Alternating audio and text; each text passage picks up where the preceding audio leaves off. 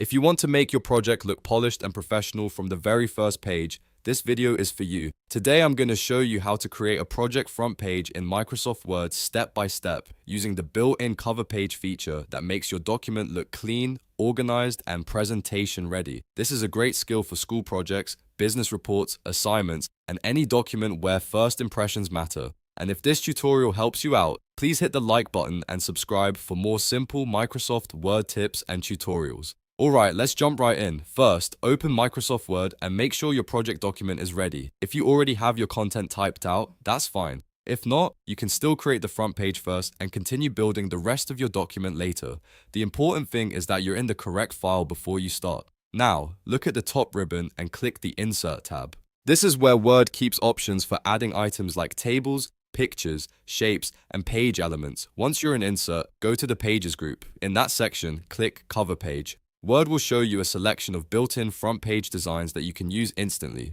Take a moment to browse through the available cover page styles. You'll see different layouts with placeholders for a title, subtitle, author name, date, and other details. Choose the design that best fits your project. If you want something simple and formal, pick a clean design. If you want something more modern or creative, choose one with a stronger visual style. Just click the design once, and Word will automatically insert it at the beginning of your document. After the cover page appears, you'll notice sample text already placed on the page. This is where you customize it with your own information. Click on the title area and type your project title. Then click the other text boxes to replace the placeholder text with your name, class name, subject, teacher's name, or any other details your project needs. You can also add the date if your front page requires it. The goal is to make the page feel like it was made specifically for your project, not left as the default template. If you want, you can also format the text a little more to match your style. For example, you can change the font, adjust the size, make the title bold, or center certain details if needed.